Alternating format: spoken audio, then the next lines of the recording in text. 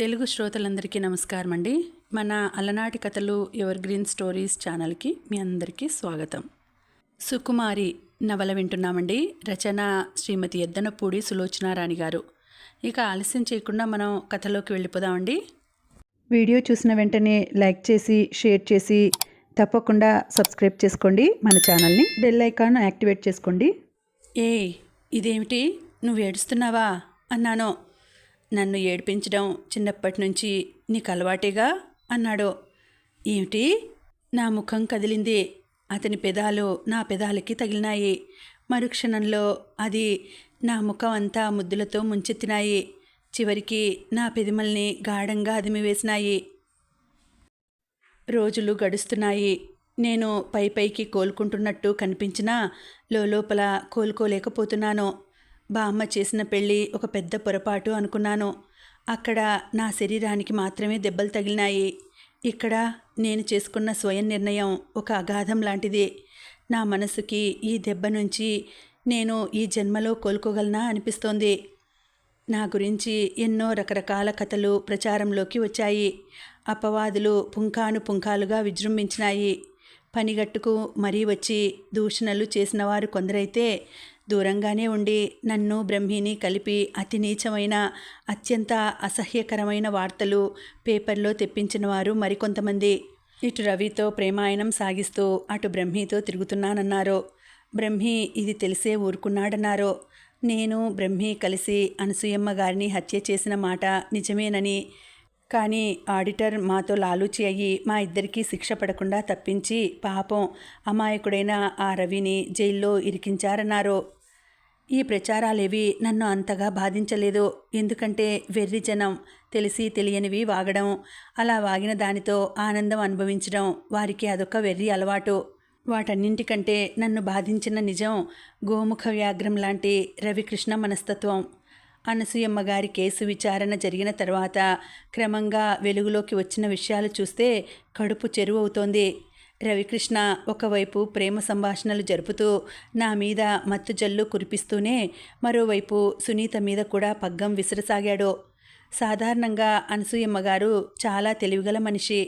ఆవిడని కూడా తన మాటల మాయాజాలంలో ఇరికించేశాడు. ఆమెకి రవంత కూడా అనుమానం రాలేదు. అతను ఈ ఇంటికి వస్తే ఆంటీ అంటూ ఆమెతో కబుర్లు చెబుతూనే, ఆమె సాంఘిక సేవా కార్యక్రమాలు ప్రశంసిస్తూనే, ఆమెని ఒక దేవతలా కీర్తిస్తూనే ఆమె మనసులో ఒక అభిమానానికి చోటు చేసుకున్నాడు. ఒక పథకం ప్రకారం ఆ ఇంటికి ఎప్పుడు వచ్చినా ఎవ్వరికీ అనుమానం కలగని విధంగా, అసలు ఎప్పుడు వచ్చి వెళ్తున్నాడో ఎవరికీ తెలియకుండా రాసాగాడు.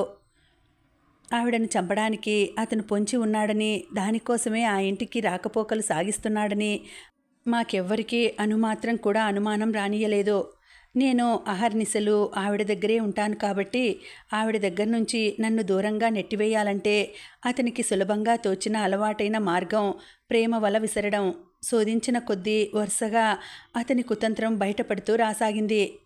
ఆమెను చంపడానికి అంతకు ముందే 1-2 సార్లు పథకం వేశాడు. నన్ను గార్డెన్కి రమ్మనమని నేను అక్కడ అతని కోసం వెయిట్ చేస్తుంటే రాకుండా ఇంటికి వచ్చాడు. అతను ఆంటీ గదిలోకి వెళ్ళాడు. కానీ అదే సమయానికి బ్రహ్మి వచ్చి కాలింగ్ బెల్ మోగించడంతో ఆ ప్రయత్నం విఫలమైంది. లోపల తలుపులు వేసి అతను ఎందుకున్నాడో బ్రహ్మికి అర్థం కాలేదు. సునీత, సుకుమారి ఇంట్లో లేరు కాబట్టి తను అనవసరంగా అనుమానపడ్డానని సిగ్గుపడ్డాడు బ్రహ్మి. రెండోసారి సరసి హఠాత్తుగా ఊరి నుంచి వచ్చింది. దానితో అతని రెండో ప్రయత్నం విఫలమైంది. 2 సార్లు విఫలం అవ్వడంతో అతనిలో ఆతురత, తొందర ఎక్కువైపోయినాయి. చివరికి నేను ఆ ఇంట్లోంచి పారిపోవడానికి నేనే నౌకర్లందరినీ ఆ సమయానికి ఇంట్లో ఎవరూ లేకుండా పంపించి వేసే ఏర్పాట్లు నా చేతనే చేయించాడు. కోర్టులో లాయరు నువ్వు ఎందుకు నౌకర్లను పంపావు అని నిగ్గదీస్తుంటే నేను జవాబు చెప్పలేకపోయాను. చివరికి అసలు కారణం చెప్పక తప్పలేదు. లజ్జాభిమానాలతో చెప్పకపోతే అవతల బ్రహ్మి మెడకి ఉరిపడేట్లుంది. నేను చెప్పేశాను. తీగలాగితే డొంకంతా కదిలింది. కానీ నేను చెప్పేదంతా దారుణమైన ఘోరాతి ఘోరమైన అబద్ధమని, నేను బ్రహ్మి కలిసి తనని ఇరికిస్తున్నామని, అసలు మా మధ్య ప్రేమ సంభాషణే తను ఎరగనని రవికృష్ణ కోర్టులో బుకాయించాడు. అతని ధోరణికి నేను విస్తుపోయాను. పాతాళంలోకి కృంగిపోయాను. తను నిరపరాధినని, అతను వాదిస్తుంటే నాకు అతన్ని నిలువునా చిరేయాలనిపించింది. ఏ దేవుడు కరుణించాడో గాని ఒక్క మా ఆడిటర్ గారు మాత్రం ఇది నమ్మలేదు. ఆయన నన్ను బ్రహ్మిని బెయిల్ మీద విడిపించి లాయర్లని పెట్టించి అసలు నేరస్తుడెవరో శోధించారో. రవికృష్ణ అని రుజువు అవగానే అందరూ దిగ్భ్రాంతి చెందారు. అతని కళ్ళు సునీత ఆస్తి మీద ఉన్నాయి. సునీతని చేసుకుంటానని అనసూయమ్మ గారిని భాగ్యమ్మ గారి చేత అడిగించాడట. కానీ అనసూయమ్మ గారు నిరాకరించారు. పైనుంచి సునీతని బ్రహ్మి లాంటి బుద్ధిమంతుణ్ణి చూసి పెళ్లి చేస్తాను, చాలా ఆస్తి, నా తర్వాత సునీతని జాగ్రత్తగా చూసేవాళ్ళు అని నాకు నమ్మకం కలగాలి అన్నారట. అది అతని మనసులో అవమానం, కసి రేపింది. ఒక పక్క నా మీద ప్రేమజల్లు కురిపిస్తూనే మరో పక్క సునీతకి సుకుమారి నా వెంట పడుతోంది, తప్పించుకోవడం చాలా కష్టంగా ఉంది అంటూ చాలా నిస్సహాయమైన ధోరణిలో ఉత్తరాల ద్వారా తెలియజేసాగాడు. సునీత నన్ను అడగలేక మొహమాటపడి ఊరుకుందట. సునీత నా ఒడిలో పడేసిన ఆ ఉత్తరాలు చదువుతుంటే నా తల గిర్రున తిరిగిపోయినట్లనిపించింది. ఒక దాంట్లో రాశాడు, సునీత, నిన్ను చూస్తే ఆ సుకుమారికి చాలా ఈర్ష్య. నువ్వేమో ప్రాణ స్నేహితురాల్లా చూస్తావు, నాకేమో ఆ అమ్మాయి మీద చాలా అనుమానంగా ఉంది. తను ఒక అందగత్తెనని అహం. ఫోన్లో నిన్ను పిలిస్తే తను ఏదో వంకతో మాట్లాడుతుంది. నాకు చాలా తలనొప్పిగా ఉంది. ఆ శని మీ ఇంట్లోంచి పోతే గానీ నాకు నీ దగ్గర స్వేచ్ఛ లేదనిపిస్తోంది. ఇలా వ్రాశానని నా మీద కోపగించుకోవు కదా. ఏం చెయ్యను, నాకు నిన్ను చూడాలని, నీ దగ్గరగా ఉండాలని ఎంతగానో అనిపిస్తోంది. ప్రేమలో పడిన పిచ్చివాడిని అని నన్ను చూసి నువ్వు నవ్వుకో మరి. మనం అలా బయట ఎన్నాళ్ళని కలుసుకుంటాను చెప్పు. ఇంట్లో అయితే బోలెడంతసేపు కబుర్లు చెప్పుకోవచ్చు. బయట అంటే అందరి కళ్ళు మన మీదనే ఉంటాయి. ఆంటీ కుటుంబ గౌరవం నాకన్నింటికంటే ముఖ్యం. అందుకని ఇంతగా వ్రాస్తున్నాను. నేను పెదవి బిగబట్టి కన్నీరు ఆపుకుంటూ ఆ ఉత్తరాలు చదువుతుంటే సునీ వచ్చి వాటిని లాగేసి చింపి ముక్కలు చేస్తూ, వాడు మనిద్దరినీ ఒకేసారి ఎలా ఫూల్ చేశాడో నీకు తెలియడానికి చూపించాను గాని నిన్ను బాధపడమని కాదు. సుకుమారి, ఇన్నాళ్ళు నేను ఎంతో తెలివిగలదాన్ని అనుకునేదాన్ని. తెలివి తక్కువ మొద్దునని ఇప్పుడు అర్థమైంది. చిత్రం ఏమిటంటే నేను కూడా మాస్టారిని దూరంగా నెట్టేశాను అంటూ నా మెడ చుట్టూ స్నేహపూర్వకంగా చెయ్యి వేసి, అరే ఫర్గెట్ ఇట్ యార్, ఇదొక యాక్సిడెంట్ అనుకుని మర్చిపోవాలి. వీటన్నింటికంటే మన జీవితం మనకి చాలా అపురూపం. అలా దిగులుగా కూర్చోకు. థ్యాంక్ గాడ్ మనిద్దరి స్నేహం చెడగొట్టుకోలేదు అంది. ఎవరెంత చెప్పినా, ఎంత ధైర్యం నూరిపోస్తున్నా నా మనసంతా చేదు తిన్నట్టుగా విషంగా అయిపోతోంది.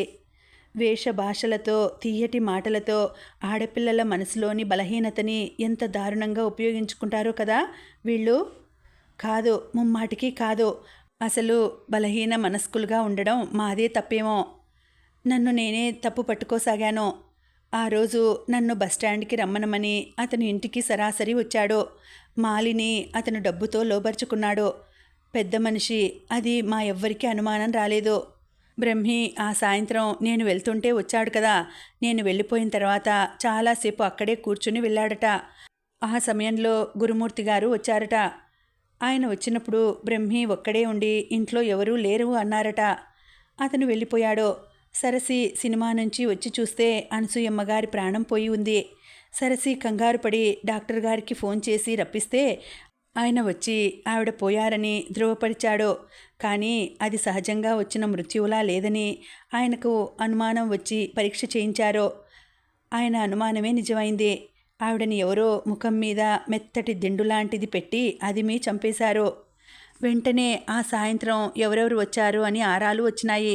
బ్రహ్మి తప్ప ఎవరూ రాలేదు అని తెలిసింది. నా గురించి ఎంక్వైరీ వచ్చింది. నా ఆచూకీ తెలియలేదు. నేను పరారీ అయ్యానని అనుకున్నారు. రవికృష్ణ ఏమీ ఎరగనట్టుగా 9 గంటలకి వచ్చాడట. ఈ వార్త విని అతను నమ్మలేనట్లుగా విస్తుపోతూ నటించాడట.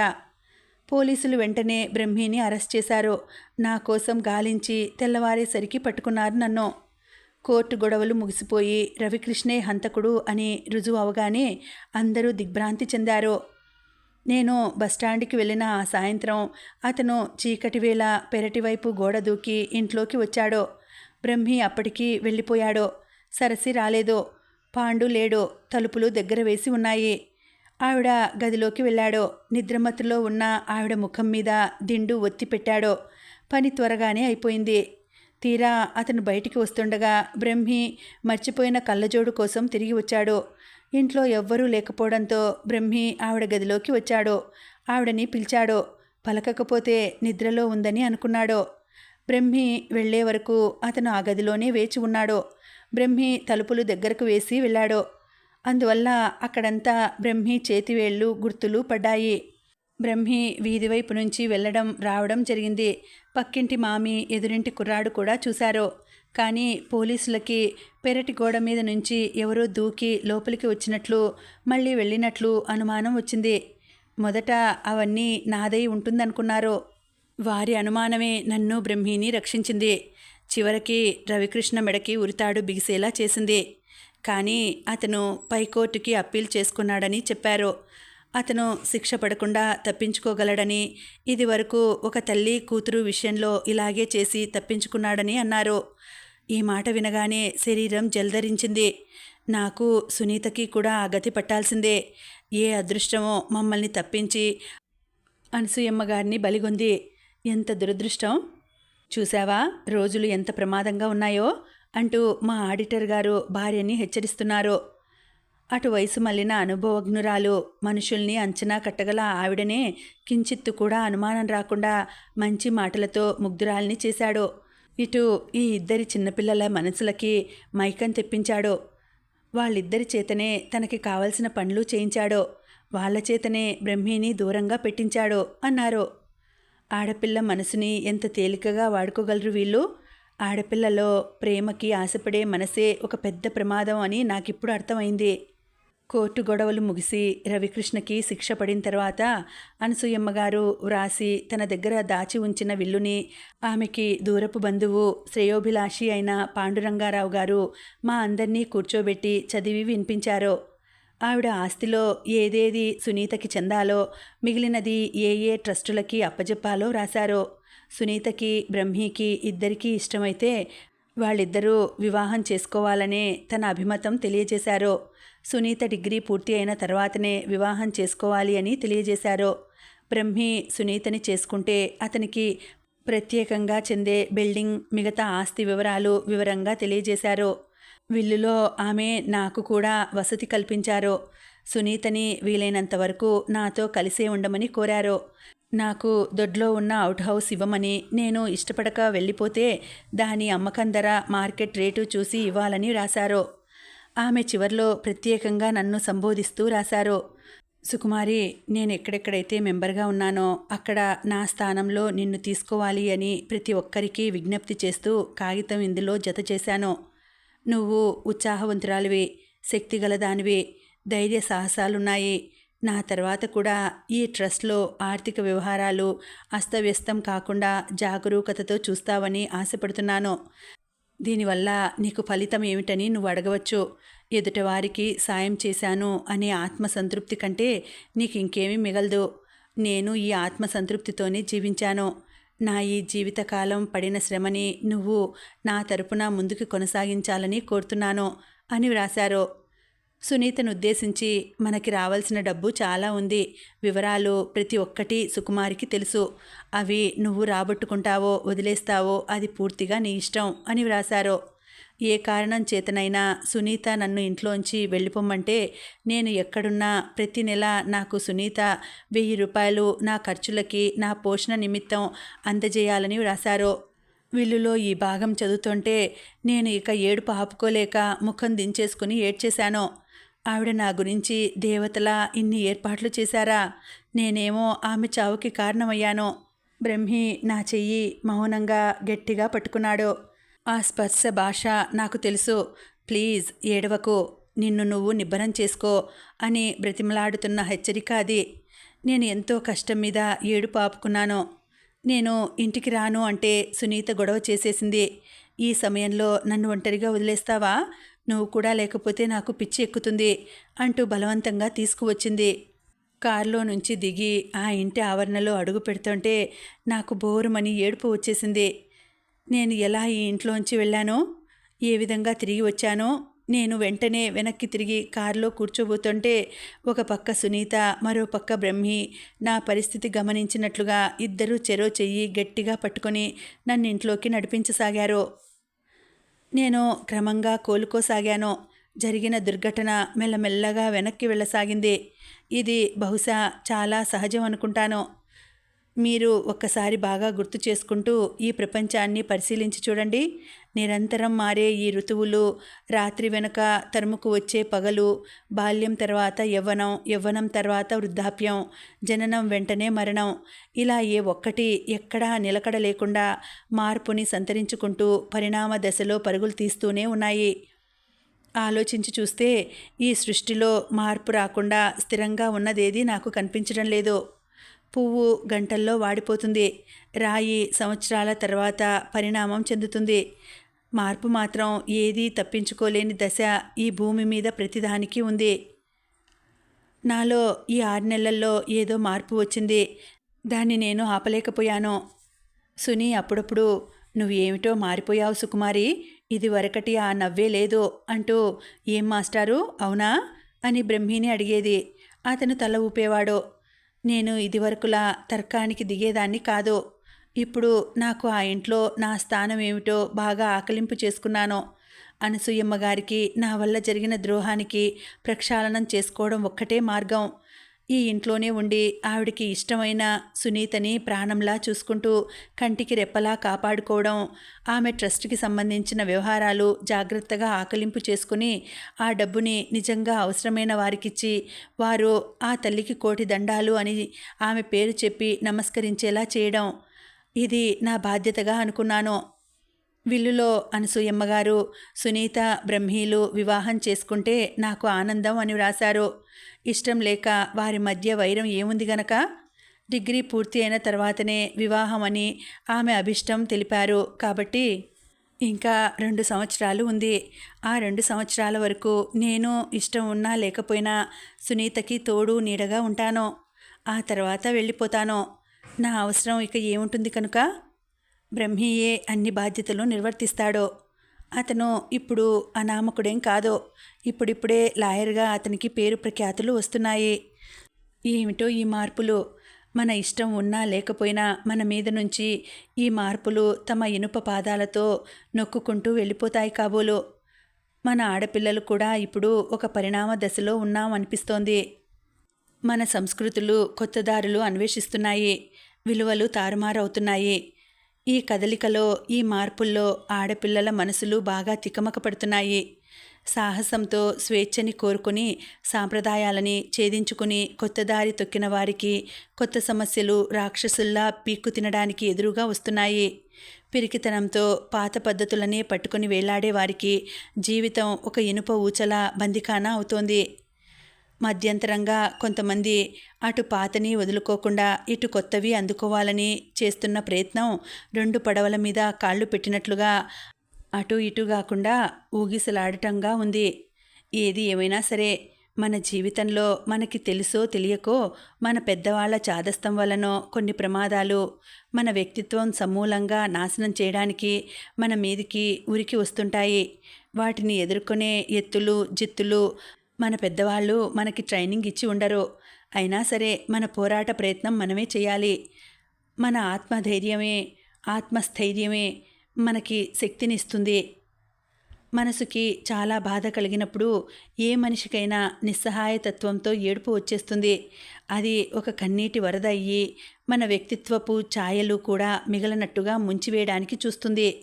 కానీ ఒక్క నిమిషం, ఒక్క అర నిమిషం మనం మనసుని కాస్త నిబ్బరం తెచ్చుకొని అసలు నా ఈ కన్నీళ్ళకి కారణమేమిటి, నేనెందుకు ఏడుస్తున్నాను, నేను వీటిని ఎలా ఎదుర్కోవాలి అని ఆలోచించి శోధించడం మొదలు పెడితే ఆ కన్నీళ్ళు మన కళ్ళకి కనిపించకుండా పారిపోతాయి. నేను మెల్లగా కోలుకోవడానికి మామూలు మనిషిని అవటానికి నా ఈ ఆత్మ పరిశోధనే కారణమైంది.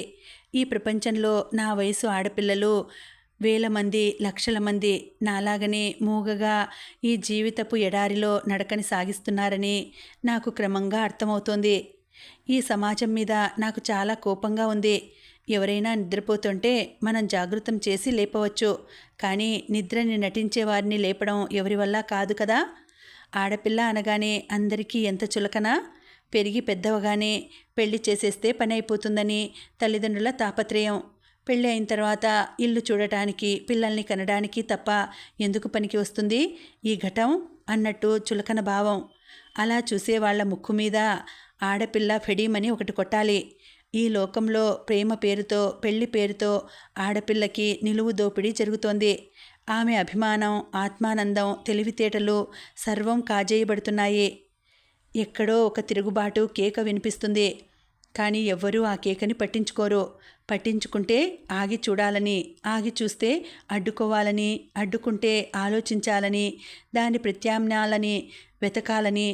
అది తమ నెత్తి మీద ఒక పెద్ద బరువు అవుతుందని ప్రతి ఒక్కరికి భయం. అందుకని ఎవరి జీవితం గురించి వారే ఆలోచించుకోవాలి. ఎవ్వరూ తోడుగా నిలవరు. అప్పుడప్పుడు ఇలాంటి ఆలోచనలతో నేను కిటికీ దగ్గర నిలబడిపోవటమో, లేక ఆ ఫైల్ వ్రాస్తూ ఆగిపోవడమో చేస్తూ అలాగే కూర్చుండిపోతాను. ఒక్కొక్కసారి హఠాత్తుగా వెనుక నుంచి సునీత వచ్చి కళ్ళు మూసేస్తుంది. నేను ఉలిక్కి పడితే ఏమిటి ఆ పరధ్యాస అంటూ కిలకిలా నవ్వుతుంది. సునీతని చూస్తే నాకు ఒక్కొక్కసారి ఆశ్చర్యం వేస్తుంది. రవికృష్ణ ఉదంతం ఆమె సీరియస్గా అస్సలు తీసుకోలేదు. పోదు, అదొక యాక్సిడెంట్ అంతే, మనదో మనదే అనేసింది. నేను అలా అనుకోలేకపోతున్నాను. ఈరోజు కూడా అలాగే వచ్చింది. సినిమాకి వెళదామా? మాస్టార్కి ఫోన్ చేశాను, మన ముగ్గురికి టికెట్స్ రిజర్వ్ చేయించాను అంది. నువ్వు మాస్టారు వెళ్ళండి, నేను రాను అన్నాను. ఎందుకని? కారణం చెప్పు. సునీత బల్ల మీద చరిచి అది ఎక్కి నా ఎదురుగా కూర్చుంది. ఫైల్స్ చూడాలి అన్నాను. డ్యామ్ ఫైల్స్, ఇవి చించేస్తాను అంది. చించేస్తే నీకే నష్టం, అవన్నీ నీకు డబ్బు రావాల్సిన వాళ్ళ లెక్కలు అన్నాను. నిజంగానా అంది. అవును. ఎంత వస్తుందట అన్నది. నేను చెప్పాను. బాప్రే, గుండెల మీద చెయ్యి వేసుకుంది. ఇదంతా నాకెప్పుడు వస్తుంది అంది. నువ్వెప్పుడు తెప్పించమంటే అప్పుడు అన్నాను. సరే అయితే రేపే తెప్పించేయి అంది. అలాగే అన్నాను నేను. మర్నాడు భాగ్యమ్మ గారికి, లాయర్ గారికి మొదలైన అందరికీ 24 గంటల్లోగా డబ్బు వాపస్ చేయకపోతే ఆస్తులు వేలం వేస్తామని నోటీసులు పంపాను. ఎందుకంత తొందరపడ్డావు? బ్రహ్మి మందలించాడు. సునీత డబ్బు కావాలంది అన్నాను. తనకేం తెలుసు అన్నాడు. నేను ఫైల్ అల్మారాలో పెడుతూ, తనకి తెలియకపోతే తెలిసేలా నువ్వు ట్రైనింగ్ ఇచ్చుకో అన్నాను. నేనా అన్నాడు. అవును, నువ్వే. నీ కాబోయే భార్యకి నువ్వు కాకపోతే ఎవరు ట్రైనింగ్ ఇస్తారు అని నేను అక్కడి నుంచి వెళ్ళిపోయాను. వంట ఇంట్లో కాఫీ కలుపుతుంటే వెంటే వచ్చాడు. నువ్వనేదేమిటి అన్నాడు నిలదీస్తూ. ఇలా నా వెంట ఎక్కడ పెడితే అక్కడికి రావద్దు, సునీత ఏమైనా అనుకుంటుంది. ఇదిగో కాఫీ అతనికిచ్చి అక్కడి నుంచి వెళ్ళిపోయాను. నేను ఆ మాట ఇదివరకులా నా ఇష్టం వచ్చినట్టు వాగినట్టు కానీ అధికారంగా కానీ అనలేదు. చేతులు జోడించి దండం పెడుతున్నట్టే అర్థింపుగా అన్నాను. నా మనసులో ఇప్పుడు బ్రహ్మి పట్ల ఏ అధికారాలు లేవు. నేను అతనికి పూర్తిగా పరాయిదాన్ని. నా దురదృష్టం బామ్మ చేసిన పెళ్ళి, నా తెలివి తక్కువ రవికృష్ణతో ప్రేమ వ్యవహారం. మొదటిది అతను క్షమించవచ్చు, ఎందుకంటే అందులో నా ప్రమేయం లేదు కాబట్టి. కానీ రెండోది ఎలా క్షమిస్తాడు? అతని క్షమ కోసం నేను యాచకురాలిలా పడి ఉంటానా? అంతకంటే ఇలా ఒంటరిగా ఉండడమే నాకిష్టం. వద్దు వద్దు, ఎవ్వరికీ నా మీద ప్రేమలు వద్దు. ఎవ్వరూ నాకు అవసరం లేదు. వాళ్లతో సినిమాలకి, షికార్లకి రమ్మంటారు, కానీ నేను పూర్తిగా తగ్గించేశాను. నేను ఇక్కడ ఉన్నది ఇల్లు చూడటానికి, పని చేయటానికి. చెప్పానుగా, నా స్థానం నాకు తెలుసు. ఇదివరకులా వారిద్దరూ వెళ్తుంటే నాకెలాంటి ఈర్ష్యలు కానీ ద్వేషాలు కానీ లేనే లేవు. సుకుమారి, మరీ ఇంత జడ పదార్థం అయిపోయావేమిటి? నాకు చాలా ఆశ్చర్యంగా ఉంది. నీకు అసలు మతి సరిగ్గా ఉందా అని నా అనుమానం. సునీత అంది. మాట్లాడకుండా పడుకో, రేపు నువ్వు త్వరగా లేవాలి. స్విమ్మింగ్ క్లాస్కి, కంప్యూటర్ క్లాస్కి వెళ్ళాలి అన్నాను లైటు తీసేసి చిన్న లైటు వేస్తూ. ఏమిటో ఈ ప్రపంచం అంతా మారిపోయినట్లుగా ఉంది నాకు అంది సునీత చీకటిలో నుంచి గొనుగుతూ. నేను చీకటిలోనే కళ్ళు తెరిచి చూస్తూ పడుకున్నాను. నా చేతుల్లో బ్రహ్మి నా రిజల్ట్ వచ్చిన రోజు ఇచ్చిన కోతి బొమ్మ ఉంది. నేను దాన్ని ఆడిస్తున్నాను. సునీత, నేను భాగ్యమ్మ గారికి, లాయర్ గారికి జప్తు నోటీసులు ఇచ్చానని, వాళ్ళేం చేస్తారోనని భయపడింది. వాళ్ళేం చేయలేరు. ఇప్పుడు దండం, అధికారం నా చేతుల్లో ఉన్నాయి. కావాలనుకుంటే నిజంగా జప్తు చేయించగలను. నన్ను తెలిసిన వాళ్ళు స్నేహాలు చెడిపోతాయి అంటూ వెనక్కి లాగేందుకు ఇప్పుడు అనసూయమ్మ గారు లేరు. చిత్రంగా వాళ్ళందరూ డబ్బు తెచ్చి జమ చేసేశారు. ఒకళ్ళిద్దరూ కొంత కట్టి ఇంకో 2 వాయిదాల్లో తీర్చుకునేందుకు అనుమతి ఇవ్వమని ప్రాధేయపడ్డారు. ఒక్కసారి అంత డబ్బు వచ్చినందుకు సునీత ఆనందపడింది. భేష్, నేను ఇదేమైనా బెడిసి కొడుతుందేమో అనుకున్నాను సుమా అన్నాడు బ్రహ్మి. నేను డాక్టర్ సుధాకర్ని కలుసుకున్నాను. ట్రస్ట్ మెంబర్లలో కొంతమంది అతని పక్షం, ఇంకా కొంతమందిని కలుపుకున్నాడు. ఈసారి ఎన్నికల్లో నేను దానికి సెక్రటరీని అయ్యాను. President doctor Sudhakar. అతను అప్పుడప్పుడు నా అందం గురించి పొగడసాగాడు. నాకు అతని మాటలు గొంగలి పురుగులు పాకినంత కంపరంగా అనిపించసాగినాయి. కానీ బయట పెట్టదలుచుకోలేదు. దీన్ని నేను ఆయుధంగా వాడదలుచుకున్నాను. ట్రస్ట్కి బాగా డబ్బు ఉంది కాబట్టి ఎంతోమంది ఏవేవో వాటి కోసం ధన సహాయం చేయమని అప్లికేషన్స్ పంపుతూ ఉంటారు.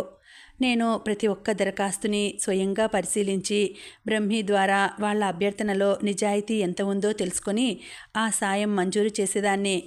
ఇదంతా నా చేతుల మీద జరుగుతుందని మెల్లగా అందరికీ తెలిసి అందరూ ఇక నా కోసం ఇంటికి రావటం, ఫోన్లు చేయడం ప్రారంభించారు.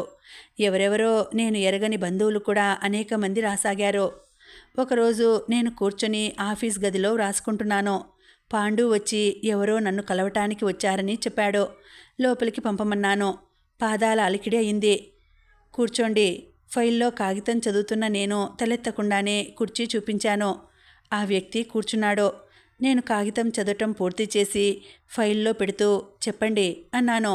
ఏదో డబ్బు సాయం చేస్తారట. ఆ గొంతు వినగానే ఉలిక్కిపడి తలెత్తాను. ఎదురుగా కూర్చుంది మా నాన్న. ఒక్క నిమిషం నాకు నోట్లోంచి మాట రానట్టుగా అయింది. నాన్న, అక్షరాల ఆయనే. నేను తలెత్తగానే అతి వినయంగా, భయంగా చేతులు ఒడిలో పెట్టుకుని అన్నాడు, ఏదో డబ్బు సాయం చేస్తారట. అప్లికేషన్ పెట్టుకున్నాను. నిన్ను స్వయంగా కలిసి చెబితే పని అవుతుందని సుబ్బారావు అన్నాడు. నేను ఇంకా మాట్లాడలేకపోతున్నాను. ఆయన ఆపకుండా చెబుతున్నాడు, నీకు తెలుసో తెలియదో బామ్మ పోయింది. మన ఆస్తి అంతా పోయింది. ఇల్లు ఏదో అలా అలా గడుస్తోంది. మీ అమ్మకి అస్సలు ఒంట్లో బాగలేదు. నాకెందుకు ఉత్తరం రాయలేదు? మీ అమ్మ వద్దంది. నా మనసు కృంగిపోయింది. నాకు తెలుసు ఆవిడ అభిమానం. ఆ రోజు నేను జైల్లో చూడనని నిరాకరించాను. దేనికి అప్లికేషన్? కిల్లీ కొట్టు పెట్టుకుందామని. నాన్నా, కిల్లీ కొట్టా? అందులో ఒక్కపడి పొట్లాలు, సిగరెట్ పెట్టెలు ఈయనకే సరిపోతాయి. నేను చూస్తానులే అన్నాను.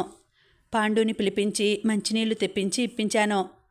ఆయన వెళ్ళటానికి లేచాడు. వెళుతూ ఆయన గదంతా కలే చూస్తూ ఆనందంగా, అందరూ చెబుతుంటే ఏమిటో అనుకున్నాను. నా కూతురు ఇంత పొజిషన్లో ఉందంటే ఆనందంగా ఉంది అన్నాడు. నాకు ఆయనను చూస్తే ఒక్క నిమిషం అసహ్యం వేసింది. మరు నిమిషం జాలి వేసింది. ఆయనకి టికెట్ కొనిపించి పాండు చేత రైలు ఎక్కించి రమ్మన్నాను. నా కూతురు, ఆ మాట అనటానికి ఆయనకి సిగ్గులేదా అని అడగాలనిపిస్తోంది. ఇప్పటికి గుర్తొచ్చానా అని పోట్లాడాలనిపించింది. కానీ ఏం చేయలేకపోయాను. చిన్నప్పటి నుంచి ఆయనంతే. ఇంట్లో ఏం జరిగినా పట్టదు. తన పేకాట, తన గొడవ అంతే. నేను అప్లికేషన్ గురించి బ్రహ్మికి చెప్పాను. అతను, అది ఆ జగన్నాథం వాళ్ళు మీ నాన్న చేత పెట్టించారు. అదే కాదు, కుట్టు మిషన్ కొంటానని సావిత్రి పేరిట వచ్చిందే, అది కూడా మన ఊరి వాళ్లే. అందరికీ నీ సంగతి తెలిసింది. మీ నాన్నని వాళ్లే వెళ్ళమని ప్రాణం తోడారు. నా దగ్గరికి వస్తే నేను వెళ్ళకండి అని చెప్పాను. అయినా వినలేదు అన్నాడు. ఓహో, అదా సంగతి. నాన్నని పావుగా పెట్టి కొంతమంది డబ్బు తీసుకోవాలని చూస్తున్నారా? అయితే నేను ఇంకా రెట్టింపు జాగ్రత్తగా ఈ అప్లికేషన్స్ పరిశీలించాలన్నమాట. నేను నాన్న వ్రాసిన అప్లికేషన్ ఫైల్లో నుంచి వెతికి తీసి చింపి బుట్టలో పారేశాను. అదే రోజు అమ్మకి నా జీతంలో నుంచి డబ్బు మనీ ఆర్డర్ చేశాను. ప్రతి నెల మా నాన్న పేరిట కొంత డబ్బు ఆయన ఖర్చులకి పంపమని ఆదేశించాను. బ్రహ్మిని వెళ్ళి అమ్మని తీసుకురమ్మన్నాను. బ్రహ్మి వెళ్ళి అమ్మని తీసుకువచ్చాడు. వెంట కమలత్తయ్య కూడా ఉంది. అమ్మకి అస్సలు ఒంట్లో బాగాలేదు. హాస్పిటల్లో చేర్పించాం. చాలా నీరసపడిపోయింది. మనిషికి ఒకటే దిగులు అంది అత్తయ్య. ఆవిడ నాతో కల్పించుకొని కలుపుగోలుగా మాట్లాడుతోంది. నేను అమ్మ మంచం మీద కూర్చున్నాను. మగతగా పడి ఉన్న అమ్మ నుదురు మీద చెయ్యి వేశాను. అమ్మా, డగ్గుత్తిక నిండిన గొంతుతో పిలిచాను. అమ్మా, ఎంతో లాలనగా నేను తల్లిలా, ఆమె ఒక చిన్న పిల్లలా పలకరించాను. అమ్మ మెల్లగా కళ్ళు తెరిచింది. నా వంక అయోమయంగా చూసింది. నేనమ్మా సుకుమారిని అన్నాను. ఆవిడ ఇంకా అలాగే అయోమయంగా చూస్తోంది. నేనమ్మా సుఖీని అన్నాను. ఆవిడ పొడారిపోయిన పెదవులు మెల్లగా కదిలాయి. సుఖీయా? కాదు. నువ్వు ఎవరో? కాదమ్మా, సరిగ్గా చూడు అన్నాను, 2 చేతులు పట్టి నా గుండెలకి ఆనించుకుని. ఆవిడ తల తిప్పుతూ అంది, మా సుఖీ ఇలా ఉండదు. నువ్వు ఎవరోలా ఉన్నావు. సుఖీ జడ వేసుకుంటుంది, ముడి వేసుకోదు. కళ్ళు మూతలు పడుతుండగా అంది. ఆ తర్వాత ఆవిడకి ఇక మళ్ళీ మెలకువ రాలేదు. ఆవిడ తల దగ్గర నేనున్నానని ఆవిడకి తెలియదు. ఆ రాత్రి అమ్మ పోయింది. నేను ఏడుస్తుంటే బ్రహ్మి దగ్గరికి వచ్చాడు. నన్ను భుజాలు పట్టుకుని తన వైపు బలవంతంగా తిప్పుకున్నాడు. నా గడ్డం పైకెత్తి ధైర్యం తెచ్చుకో అన్నాడు. నేను ఒక్కసారిగా అతని గుండెల మీద తల దాచుకుని ఏడ్చేశాను. ఇంకా ఉందండి, కథ కొనసాగుతుంది. మళ్ళీ వచ్చే వీడియోలో తర్వాతి భాగం తెలుసుకుందామండి. అంతవరకు సెలవు. నమస్తే.